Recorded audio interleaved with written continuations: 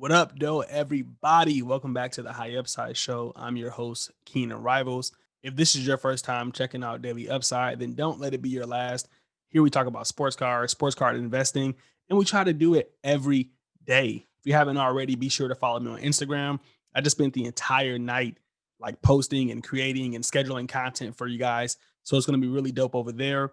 I'm also on Twitter. This is probably the best place to contact me where I answer the most of the questions, where I spend most of the time. And of course, if you haven't already, be sure to subscribe to the YouTube channel. You see, we're almost at that 2K. I think by the end of the day, we can hit 2K, guys. Let's make that happen. If you're not subscribed, definitely subscribe. Let's hit 2,000. We should have been there, but let's do it before the end of the year. Getting into some NBA content. I was on the Athletic. I'm rocking with them again. You guys know we took a break after they kind of, dissed my Pistons, dissed Killian Hayes. But yeah, they had an article about Damian Lillard. And it was just really showing like his half court shot that he's practicing right now. I'm not sure if he's going to break this out in games, but he looks pretty poised. I can see him walking up the court, stopping, popping, and pulling up. The thing about this shot is that it looks really cool, but like if he does this in the game and he doesn't make it, then that's going to be a problem. I couldn't be on Damian Lillard's team if he's going to be pulling up from half court. And yeah, it just seems kind of ridiculous to actually see that, but it seems cool in practice. I'll tell you one thing though, if he does make that shot in the game, like if he starts making that shot every game, I don't think it'd be long before CJ McCollum starts practicing it and doing it as well. If we can get those two shoot from half court, I don't know, might be a problem. Outside of that, I saw this article here for the Hawks. Isn't really about the Hawks, but whenever I get to talk about Trey Young, I try to, but it was really just getting a chance to see like what the NBA schedule is going to be like. So these are all the games that are going to be aired on national TV. So we can see the Lakers, they're going to have 16 national TV games, which is the most in the league as expected. All about the Celtics, they're going to have 14. The Mavericks, Pelicans, and Warriors are also going to have 14. Not going to lie, I was kind of surprised to see the Celtics have more than the Bucks, but I guess the NBA has them as a fan favorite.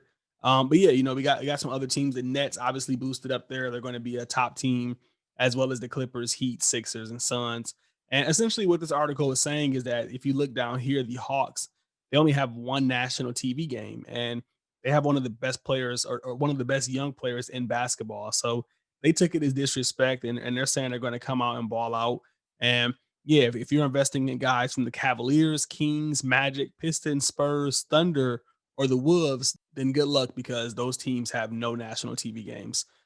Yeah, however, everybody watches highlights on YouTube, Sports Center, so this doesn't mean too much, but I thought it'd be pretty interesting to show you guys so you can kind of see who's going to be on, TNT or whatever the programs are. Moving on to some sports cards news, we had some pretty big auctions in here. A Michael Porter Jr. Donruss Optic checkerboard autograph ended. This is actually a 101. So if you don't know, the checkerboard rookies from Donruss Optic, they're actually really rare, but the autograph rookies are one of ones. And this one ended for $6,766. For those of you who are not watching on YouTube and you're listening to the podcast, this was a raw card. But if you zoom in on it and kind of look around, it looks like a really good condition card. Like centering and everything looks really good. Even the back looks pretty solid. I'm really shocked that whoever owned this card didn't get it graded. So, we'll see if it comes in at a PSA 10 or a BGS 9.5. But yeah, I can imagine that's why it went so high because the scan alone just looks really, really solid. And these checkerboard cards are super hard to grade. So, yeah, whoever won this, we'll see how it grades. Definitely a lot of money for a Michael Porter Jr. card. So hopefully he pans out and he can, live up to this price point. Next up, we have a Trey Young Revolution.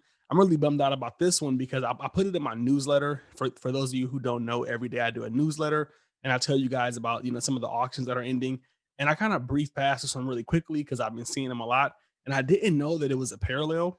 I honestly didn't even know that the Revolution autographs had parallels, but this one's serial number to 10, and it went for $1,552. And I probably wouldn't have bid it on it anyway because I've been staying away from raw cards, but this one's circulated and it looks really good. And I think these Revolution cards are still whoever took this picture of this scan, it doesn't show like the card's justice, but yeah, only number to 10, sold for 1,500. That's really, really cheap in my opinion for this card. When I say that, people get mad, like you're paying Michael Jordan prices for Trey Young, and I'm just saying based on the data, based on previous comps, this was a pretty solid deal. So shout out to whoever won that. It's not too often you see steals on Probstein, but I think they got one. Next up, we have another Trey Young, and this is his Contenders Cracked Ice.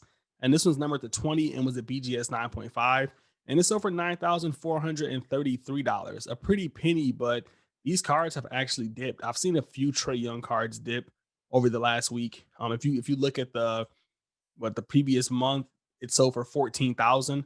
So the card dipped about $5,000, which is about what, 30%. So a pretty significant dip there. A lot of people reached out to me and they're like, "Hey, should we sell Trey Young?" I'm gonna do a video or a kind of a follow-up video on when you should sell cards. But for now, I linked my video in the description to kind of give you that answer. But I'll do a follow-up on what I think about the market and if it's a good time to sell, probably sometime this week. But I think what's really happening here is with these high-end cards, what you see is that there's people who want these cards, and over the last month or so, a few of these cracked ice have ended, and I would assume that the people who wanted them won them. So there's no need for them to go back and bid and try to win a second one. Maybe they're not in the market for a second one. So sometimes when you see high-end cards take a dip, it's not because the market's crashing or something bad happened to the player. It's that, if you see a few of them listed, there's not as many people contending for it anymore. If you had 10 buyers who wanted this card and then 3 of them got it, now you only got 7 buyers. So it could potentially get cheaper because there's not as much bidding activity. So I think that's what's kind of happening here. I mean, even if you look at this auction, you can see like this one had 28 bids, and then the previous one that's over 15,000 had 37 bids. So, just a little more bidding action going there. And the reason I can kind of say this is because we can see the exact opposite happen with his Revolution. Now, this is going to be the cubic. Funny thing about this auction is that it wasn't even listed properly. So, Probstein definitely botched this one. So it's supposed to be Revolution cubic, and they listed it as Revolution cubis. But that didn't stop it from selling at an all-time high and went for $1,294, which is almost double the price that it sold for in September. So, yeah, I love these cubics. I think they're undervalued. Probably one of the best Revolution designs out there. Outside of Galactic, I mean, I think these are the ones that I would like. I like the Fractal too. The Fractal are really nice, but this one's sick. Like it's crushing the Cosmic. Outside of that, I did want to talk about one more Trey Young card, and not because it's Trey Young specific, but they're just really being listed heavily right now because of his price increase. And that was his Donruss next day. I thought I would just show this because maybe some of you guys don't know about the next day autographs. So this kind of started a long, long time ago, like back in the Topps era. They would have next day autographs of like Carmelo and Dwayne Wade, and it's been something that's been carrying on ever since then. So these are right up there with like some of the most classic cards. And every year in Panini, they kind of put them in different sets for some reason, very similar to how they do like from downtown, or they just throw these in different sets. I really don't know why. But yeah, these are really, really rare, hard to grade. And the cool thing about these cards is that they're signed the next day after the player is drafted. So that's why they're so like high prolific, and Panini has like pictures of the player signing them. So yeah, I put this out here because a lot of you guys may not know about it. And if you're investing in a guy, he's younger, maybe he's cheap, then this would be a card to look out for. You guys know I have like a secret collection of Bruno Caboclo. He's probably never going to play, but his next day autograph was something that I was looking for, and I was happy to find it recently. Now mine only costed $5 because, well, Bruno Caboclo doesn't sell for that much. But if you're looking for a young prospect, maybe you invest in Kevin Herter or Cam Reddish. I guess I'm just naming Hawk players. Then you might want to look for this card in addition to the Prism Silver, Immaculate, and maybe some of their rare revolutions like we've been talking about. Now, some of you guys are tired of me talking about Trey Young, and I get it. I'm getting tired of Trey Young too. But I've been looking at other plays, and I've actually shared them, and I'm coming out with a full in-depth article today. So I shared my top 10 sports cards that I'm buying today. So if you're on the newsletter, then you should have got this in your inbox yesterday. And I shared the top, 3 plays that I'm looking into. Obviously Kyrie's contenders. We got the picture of the PSA 9, but I'm looking for the PSA 10. Couldn't find a photograph of one. So I kind of give some deep analysis on that. Also, I think Markelle Fultz is a good buy right now, just on some upside. Kind of a risky bet, but really, really cheap compared to some of the other point guards that have similar skill sets to him. And I break him down as well. And then last but not least, I talk about Donovan Mitchell's Concourse Select Silver. So if you guys haven't read this yet, definitely sign up for the newsletter, and you'll get this in your inbox. And yeah, but what's going to happen is we're going to actually drop the rest of the list sometime today, maybe tomorrow. So, you have to be a premium member to get that, but I definitely recommend signing up so you can kind of see what the other 7 cards are. There's some really good value in there.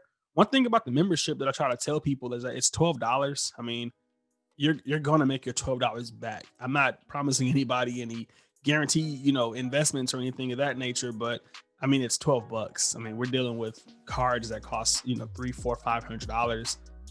If you're new to the sport, definitely check it out. It's a lot of information and it's only getting better. I've been scheduling so much content and 2021 is going to be crazy. So yeah, definitely check out the newsletter, sign up, be a part of the team, jump in the Discord. And yeah, that's it for this episode, guys. Really, really quick one today. Not a lot of information, not a lot of new things going on, but the NBA season is coming up. So we're going to have a lot to talk about really, really soon. I'll catch you guys in the next one. Happy investing.